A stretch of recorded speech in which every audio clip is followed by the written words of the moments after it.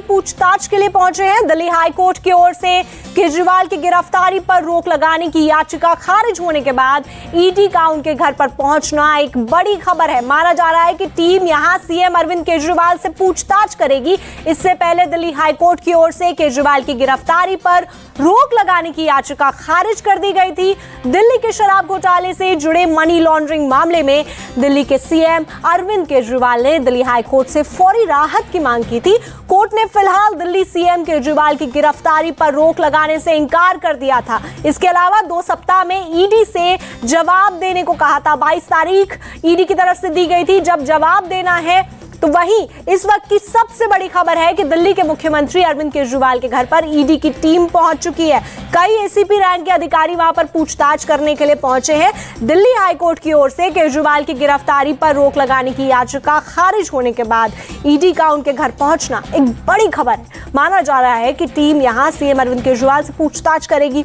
इससे पहले दिल्ली हाईकोर्ट की ओर से केजरीवाल की गिरफ्तारी पर रोक लगाने की याचिका खारिज कर दी गई थी। दिल्ली के शराब घोटाले से जुड़े मनी लॉन्ड्रिंग मामले में दिल्ली सीएम अरविंद केजरीवाल ने दिल्ली हाईकोर्ट से फौरी राहत की मांग की थी, गिरफ्तारी पर रोक लगाने की मांग की थी और कहा था कोर्ट से कि उन्हें गिरफ्तार नहीं किया जाए अगर वो पूछताछ के लिए ईडी के पास जाते हैं। लेकिन कोर्ट की तरफ से इस याचिका को खारिज कर दिया गया। कोर्ट ने इनकार कर दिया। इसके अलावा 2 सप्ताह का समय दिया कि ईडी जवाब दे कि जो भी जांच चल रही है, पूछताछ चल रही है, उसको लेकर क्या क्या अपडेट्स हैं, उसके जवाब 2 सप्ताह के बाद ईडी से कोर्ट ने मांगे हैं।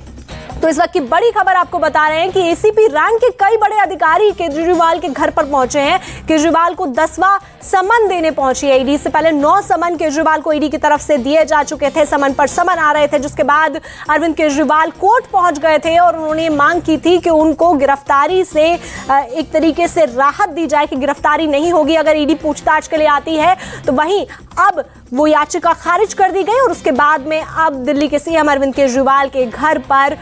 ईडी की टीम पहुंच चुकी है। फौरी राहत की मांग कर रहे थे अरविंद केजरीवाल, लेकिन उन्हें फौरी राहत नहीं मिली हाईकोर्ट की तरफ से और अब ईडी का उनके घर पर पहुंचना का एसीपी रैंक के अधिकारी उनके घर पर पहुंचे हैं, जहां वो पहुंचकर उनसे पूछताछ करेंगे, सवाल जवाब करेंगे, मनी ट्रेल के बारे में पूछेंगे। ये भी माना जा रहा है क्योंकि इससे पहले का अगर क्रम देखा जाए तो पूरे इस मामले में, शराब घोटाले मामले में इसी तरीके से रहा है कि जब ईडी की टीम पहुंचती है, चाहे वो आम आदमी पार्टी से जुड़े हुए नेता रहे हों, तो उनके घर में पहले जाकर उनसे पूछताछ की जाती है, मनी ट्रेलिंग निकाली जाती है, क्योंकि ये शराब घोटाले से जुड़े मनी लॉन्ड्रिंग से जुड़ा हुआ मामला है। ये एक ऐसा मामला है जिसमें पहले से ही आम आदमी पार्टी के कई नेता इस वक्त जेल में बंद हैं, चाहे वो संजय सिंह हो या फिर मनीष सिसोदिया हो और यहां तक कि बीआरएस नेता के कविता को भी अरेस्ट किया गया था। तो ऐसे में ईडी की तरफ से अब केजरीवाल के घर पर पहुंचना, 10वां समन देने जाना, तो खतरे की घंटी भी ये माना जा सकता है। और केजरीवाल की मुश्किलें भी लगातार बढ़ती रही हैं क्योंकि दिल्ली हाईकोर्ट की तरफ से भी उनको एक बड़ा झटका लगा जब उन्हें गिरफ्तारी से राहत नहीं मिली। दरअसल ईडी के समन पर केजरीवाल पूछताछ के लिए नहीं पहुंच रहे थे क्योंकि लगातार उनको 9 बार समन दिया जा चुका था। उन्होंने कोर्ट से इस बात की श्योरिटी मांगी थी कि अगर वे पूछताछ के लिए जाते हैं तो उन्हें गिरफ्तार नहीं किया जाएगा। गिरफ्तारी पर रोक लगाने की याचिका उन्होंने लगाई थी, लेकिन उसको खारिज कर दिया गया और उसके बाद में आज ईडी उनके घर पर पहुंच गई है पूछताछ करने के लिए। शराब घोटाले से जुड़ा ये पूरा मामला है, मनी लॉन्ड्रिंग का ये मामला है। PMLA act, prevention of money laundering act के तहत ये मामला दायर है और उसमें पूरी पूछताछ होती है और आप मना नहीं कर सकते। अगर आपको ईडी पूछताछ के लिए बुलाती है तो इस पर जो विपक्ष के नेता हैं वो लगातार अरविंद केजरीवाल और आम आदमी पार्टी के ऊपर हमलावर रहे हैं। तो ऐसे में अब जब पहुंची है ईडी की टीम उनके घर पर तो लगातार लंबी पूछताछ भी हो सकती है और ये भी हो सकता है कि वो केवल समन देकर उनको आए और वो तारीख बताएं कि अब आपको कब आना है कि ईडी से आपसे पूछताछ कर सके, क्योंकि लगातार ईडी ये मांग करती रही है।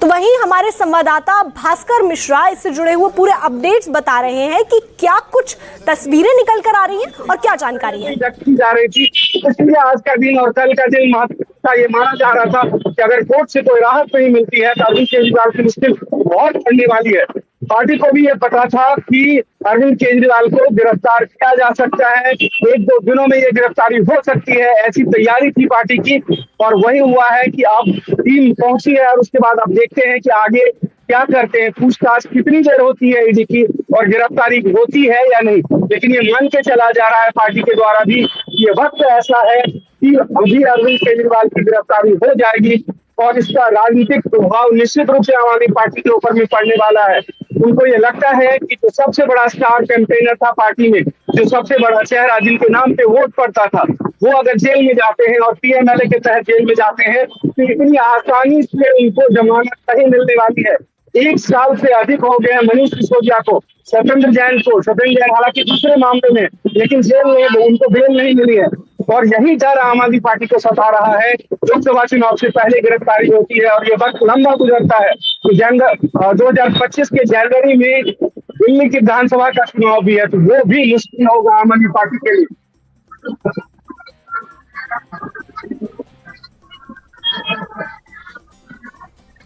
तो देखिए, बता रहे हैं भास्कर मिश्रा हमारे संवाददाता कि किस तरीके से मुश्किलें बढ़ सकती हैं और आम आदमी पार्टी भी इस बात को जानती है कि पिछले 2 दिन से ही उनका एक तरीके से मन भी बना हुआ है कि अरविंद केजरीवाल की गिरफ्तारी भी हो सकती है। ये भास्कर मिश्रा जानकारी दे रहे हैं, यानी गिरफ्तारी की तलवार दिल्ली के मुख्यमंत्री अरविंद केजरीवाल के ऊपर लटकी हुई है, क्योंकि 10वां समन ये बहुत महत्वपूर्ण है कि अब ईडी की टीम उनके घर पर पहुंच गई है, क्योंकि लगातार 9 समन इससे पहले दिए जा चुके हैं शराब घोटाले मामले में। और पीएमएलए एक्ट यानी prevention of money laundering act एक ऐसा एक्ट है कि इसमें अगर ईडी आपको पूछताछ के लिए बुलाती है तो आपको जाना पड़ता है और इसमें गिरफ्तारी भी हो सकती है। और इसी क्रम में गिरफ्तारी पहले मनीष सिसोदिया की हो चुकी है, संजय सिंह की हो चुकी है, वहीं सत्येंद्र जैन वो भी मनी लॉन्ड्रिंग के ही एक अलग मामले में इस वक्त जेल में है। तो ऐसे में अगर दिल्ली के मुख्यमंत्री अरविंद केजरीवाल भी गिरफ्तार होते हैं तो आम आदमी पार्टी के ऊपर असर पड़ेगा और निश्चित तौर पर आने वाले लोकसभा चुनावों में भी इसका असर देखने को मिलेगा, क्योंकि अरविंद केजरीवाल पार्टी के स्टार कैंपेनर हैं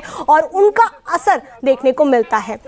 भास्कर मिश्रा कुछ बता रहे हैं, सुनते हैं। ये जीत कैसे है आपके लिए, एक नैरेटिव बनाने की कोशिश की जा रही थी। ये अंदाजा बिल्कुल नहीं होगा कि आज ये मान के चले कि 4:30 बजे कोर्ट का ये फैसला आया, किसी भी तरह की कोई राहत नहीं मिली और 6 बजे के बाद ईडी की टीम दिल्ली के मुख्यमंत्री अरविंद केजरीवाल के घर पहुंच जाते हैं। इस तरह की तैयारी कम से कम आम आदमी पार्टी की बिल्कुल नहीं होगी। जहां तक सर्च वारंट की बात है तो निश्चित रूप से ईडी अपनी पूरी तैयारी के साथ वहां पे पहुंची होगी। किसी भी मुख्यमंत्री के पास अगर पहुंचती है ईडी की टीम, अगर उनको गिरफ्तार करना है तो वो तमाम कानूनी प्रक्रिया को पूरा करने के बाद ही वहां तक पहुंचेंगे। और उसके साथ साथ ये भी ईडी को अंदाजा होगा कि एक लॉ एंड ऑर्डर की एक बहुत बड़ी समस्या भी वहां पे हो सकती है। हालांकि पुलिस यहाँ पे केंद्र के पास में है, झारखंड जैसी परेशानी यहाँ पे नहीं है, लेकिन उसके बावजूद भी जैसे ही कार्यकर्ताओं को समझते हैं तो ये अंदाजा लगेगा कि ईडी की टीम पहुंच चुकी है, उनका जमावड़ा वहां पे पहुंच सकता है। ये तमाम पहलू हैं जिस पे विचार किया गया होगा और उसके बाद ही ईडी की टीम दिल्ली के मुख्यमंत्री के घर पहुंची होगी पूछताछ के लिए या सर्च करने के लिए।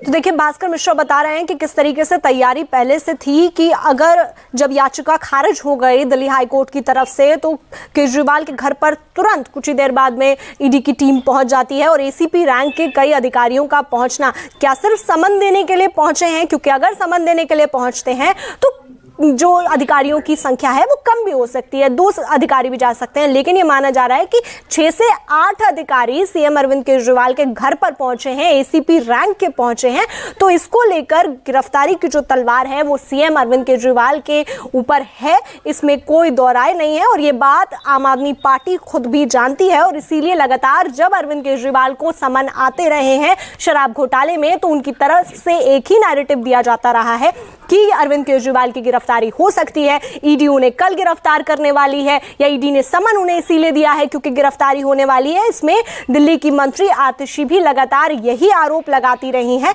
कि ईडी को एक तरीके से बीजेपी इस्तेमाल कर रही है, सेंट्रल एजेंसीज का इस्तेमाल किया जा रहा है, ये लगातार आरोप लगता रहा है। तो वहीं ऐसे में अगर आज ईडी दिल्ली के सीएम अरविंद केजरीवाल को गिरफ्तार करती है तो कई सवाल होंगे और इसका राजनीतिक तौर पर बड़ा असर देखने को मिलेगा, जहां पर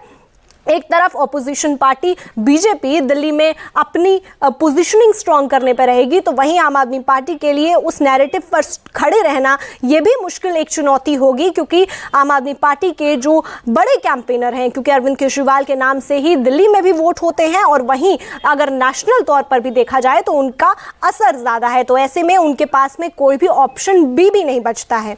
तो वहीं हमारे संवाददाता अतुल भाटिया इस वक्त जुड़ रहे हैं, सुनते हैं कि वो क्या जाएंगे। अगर उनके जवाब से संतुष्ट नहीं होती है तो निश्चित रूप से इस पूरे मामले के अंदर ईडी जो है वो दिल्ली के मुख्यमंत्री अरविंद केजरीवाल को गिरफ्तार भी कर सकते हैं। तो देखिए, यही जानकारी अतुल भाटिया भी दे रहे हैं, एजेंसीज वो देखते हैं और वो बता रहे हैं कि अगर पूछताछ जो आज हो रही है, अगर उसमें कोई भी ऐसे जवाब नहीं दिए जाते हैं सीएम अरविंद केजरीवाल की तरफ से जो सेटिस्फाई करें, वारंट जरूरी है। सबसे मेन जो ईडी का जो काम है वो ये है कि मुख्यमंत्री अरविंद केजरीवाल से इस पूरा जो दिल्ली का आबकारी घोटाला है, जो सबूत ईडी ने इस पूरे मामले के अंदर जुटाए हैं, उन सबूतों से आमना सामना अरविंद केजरीवाल का कराए। किस तरीके से पूरा घोटाला हुआ, आपको क्या क्या जानकारी थी कि कविता जिसकी जो बीआरएस नेता है उनकी गिरफ्तारी अभी 5 दिन पहले सीबीआई जो ईडी है उसने की थी, उसने जो बताया, क्योंकि सीधा सीधा लिंक जो ईडी है उसने के कविता का दिल्ली के मुख्यमंत्री अरविंद केजरीवाल और इसके अलावा डिप्टी सीएम मनीष सिसोदिया से जोड़ा था, जो कि उन्होंने स्टेटमेंट जो ईडी ने जारी करी थी उसके अंदर भी बिल्कुल स्पष्ट लिखा था। तो अब जो सबूत ईडी के पास है, क्योंकि आपको याद होगा जब मनीष सिसोदिया की सुप्रीम कोर्ट में बेल रिजेक्ट हुई थी तो उसके अंदर भी सुप्रीम कोर्ट ने बकायदा ये लिखा था कि 338 करोड़ रुपए का प्रोसीड ऑफ क्राइम जो है वो ईडी ने कोर्ट को बताया है। तमाम सख्त टिप्पणियां की थी और उसके बाद ये पूरी मनी ट्रेल जिस तरीके से ईडी के जो आम आदमी पार्टी है उसके पास 100 करोड़ रुपया साउथ लॉबी से पहुंचा, वो पैसा चुनावों के अंदर खर्च हुआ, किस तरीके से जो जी जी जी जी तो देखिए, बता रहे हैं अतुल भाटिया कि किस तरीके से पूरी पूछताछ की जा रही है। मनी ट्रेलिंग की बात है, क्योंकि जब भी पीएमएलए एक्ट लगता है तो इसमें मनी लॉन्ड्रिंग के खासकर मामलों में यह देखा जाता है कि किस तरीके से पैसा आया और पैसे की क्या लेन देन हुई। तो शराब घोटाले में कौन कौन इन्वॉल्व था उसको देखा जाना है और उसी को लेकर यह पूछताछ है, जिसमें पहले ही दिल्ली के पूर्व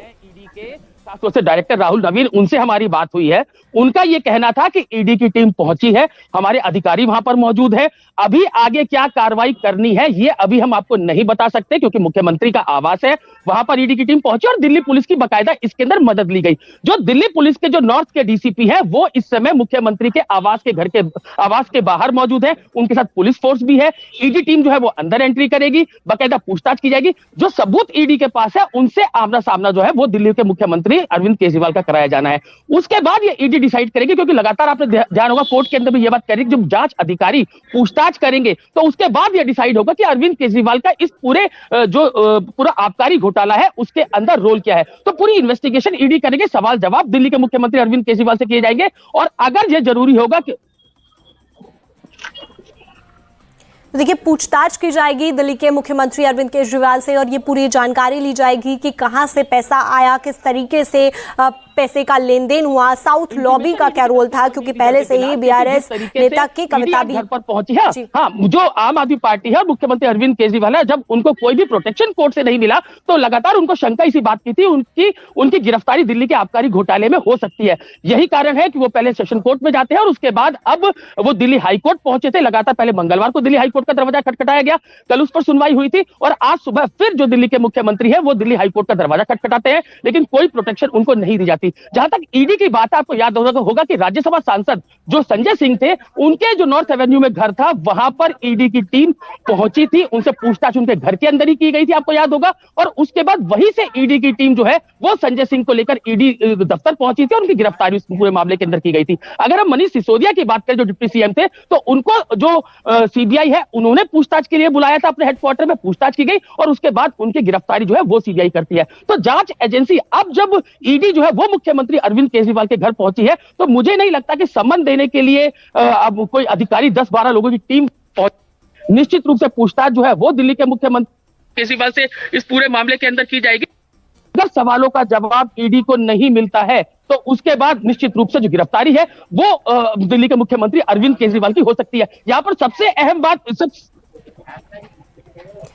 तो देखिए, अतुल भाटिया बता रहे हैं कि किस तरीके से अरविंद केजरीवाल के घर पे